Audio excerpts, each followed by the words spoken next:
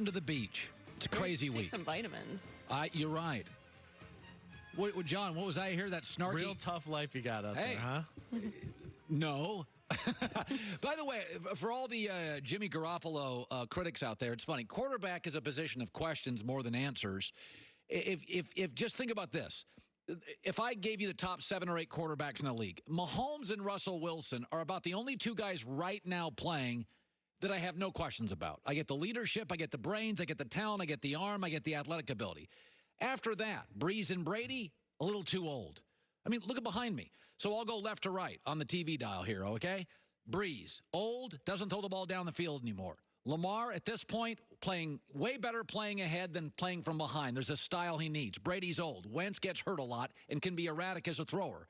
Deshaun Watson, I would say not a natural thrower. Tends to hold the ball a little long, puts himself in the crosshairs sometimes of getting hit. Aaron Rodgers, I think he's a mediocre leader. I think he's a great talent. He's had 2 surgeries. I'm not as big on Rodgers as everybody else is. I think this weekend, the body language, the first half, tells you a little bit about what I crow about with Aaron Rodgers for years. Let's go back to the quarterbacks. And then after you get about to 8 and 9, again, Mahomes and Russell are the 2 guys, no questions, all in. So I got how many there? 1, 2, 3, 4, 5, 6, 7, 8. Okay, now we're looking at 9. Garoppolo doesn't get an argument for 9. Dak, Matt Ryan, Garoppolo? Isn't he in the conversation? Derek Carr?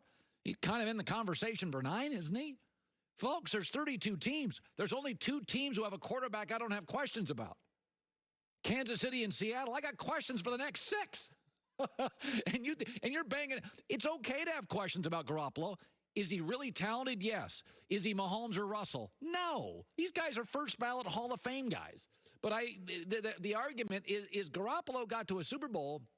This team, San Francisco, fell apart this year.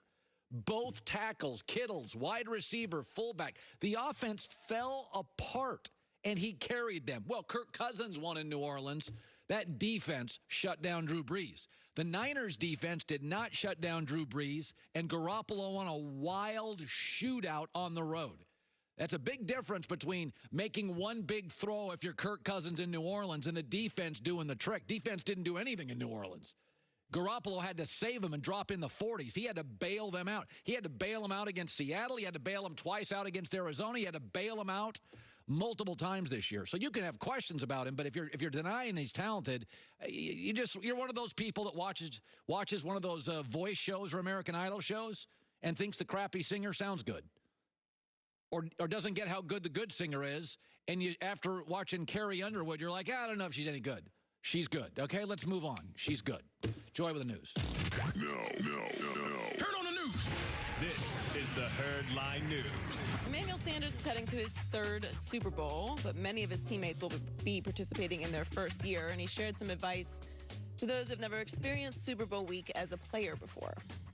Hey, lock in. Obviously, this week is going to be big because when we get to Miami, it's going to be a frenzy. So this week, we got to practice like it is Super Bowl week just so we can stay focused. But then next week, still have that same mentality. But we know it's going to be crazy out there. So, all the teams the times that I've been, that first week was the most important week. And so, that's my message to the guys as well, just like Kyle said. By the way, he has been such a good get. They have really talented skill people, but they're babies. They had Dante Pettis, then they got Debo, then they have Hurd, then they have Kittle. And then, by the way, they were a good football team, and they rolled the dice on this. He made an impact the first week he was there. He's been huge for them. Huge. And he's certainly right. Kyle Shanahan also said Super Bowl week is crazy and hectic, and he hopes his team doesn't get caught up in the event. It's just a game. To me, that is what it comes down to. Now, obviously, we're going to a very unique city for the Super Bowl. It's not Minnesota. Right. It's a little level up than that. There might be a little more temptation. It's a port city with a lot of attractive more reasons to leave your hotel room. Yeah. It's not cold, so you don't have to bundle up. So, yeah, I could see teams getting caught up into the hype of the Super Bowl when it's, a normal place. In Miami, there's nothing normal about Miami. So he's right. But it's hard to treat a game like this like a normal game because it's not a normal game. So the preparation is going to be different. And I mean, you and I are both the same. We really like our routines. Yes. Our routines are going to be a little different next week. Yeah. But also, if we... I've never done a whole week in my life of being lit. I've never been lit for a week. We got to find a different word for you. But it's going to be different. Like our routine, we'll try and keep it as mostly the same as we can But as it's far as our Miami. preparation, but it's going to be a little different. Miami- But our show is also going to be a little bit different. The Super Bowl is going to be the same. It's just a game. And that's what I'm getting at. Like, to me, the team that's going to win this game, because I think that they are two very evenly matched teams. Yes, they're both great. That it's going to be the team that locks in early. And that's going to depend on if you lock in during the week. Emmanuel Sanders being there, having those veterans on that team will be huge for them. So Hugh Jackson went 3-36-1 as a Browns head coach. Yeah. And he hasn't got another head coaching opportunity since being fired by the Browns in 2018. He said he hopes his resume in Cleveland isn't holding him back. He said, my coaching record over 32 years speaks for itself. I don't think 2.5 years at Cleveland should tarnish my whole career, but at the same time, people have to know that you're out there and willing and able to work. No, look, I didn't think that Hugh didn't want to coach again, but it is kind of interesting with Cleveland this year. I don't think that we really gave them enough credit for what a disaster that year was. I really thought if they didn't make the playoffs, it was going to be just an absolute firestorm raining down on Cleveland. Yeah. And maybe it's just because we really should have expected that anyway from Cleveland. How about we stop blaming the coach for all of Cleveland's problems? Well, Maybe yeah, it wasn't- absolutely. I think that's kind of what Hugh's getting at. And also, I will say in Hugh's defense and in all coaches' defenses, if you get fired as a coach, if you want to be paid, you can't talk about what actually happened, which is kind of a catch-22. It's why Magic Johnson, obviously Magic Johnson wasn't a coach, but that situation was very unique with Magic, where he felt like he could say whatever he wanted. He could go on all these talk shows because Magic is good. Magic's not worried about his paycheck from the Lakers. He's going to be fine. But if you're a coach, you do want to be paid out your contract. Sure. So you're stuck in this position where, do I say I wasn't the one who wanted to pass on Sam Darnold, Josh Allen, Josh Rosen, Lamar Jackson for Baker Mayfield? Can you say that? Because then you're not going to get paid if that's what really happened. Do you know I what? don't believe that Hugh wanted Baker Mayfield. He did not want Baker Mayfield. I know that Hugh did not want Baker Mayfield. Hugh played the good soldier for the media and for the owner. Hugh wanted Carson Wentz.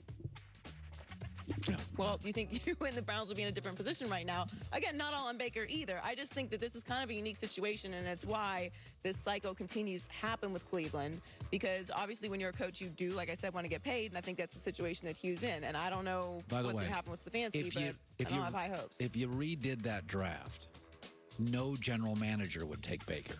You'd be fired if you didn't take Lamar. Right. So he wasn't the best quarterback to pick. But also, I think Lamar went to the perfect situation for Yes. Lamar. Yeah, so we know it's- that. I mean, that's clearly Right. So finally, the notorious Black Hole is on the move from Oakland to Las Vegas. We were wondering if this was going to be a thing. Raiders president Mark Boudin said that fans who sat in the Black Hole section in Oakland have bought tickets in the south end of the end zone of Allegiant Stadium. Yeah. So leaders from the Black Hole group said there will also be members spread out around the stadium, not only in one end zone section, so they will be well represented. And Boudin also noted that 40% of the PSL purchases for the 65,000-seat stadium came from outside of Nevada. Isn't that great? It's crazy. So there's going to be a lot of Raiders fans traveling Well, to Vegas to watch the games. For years and years, I worked at Las Vegas is where I got my career start. And I always felt the one pro sport that would work was the NFL. It's only 8 home games, and it's played in the fall when the temperatures are Right. okay. Like, baseball's ridiculous. First of all, dome baseball's awful, and it's way too hot.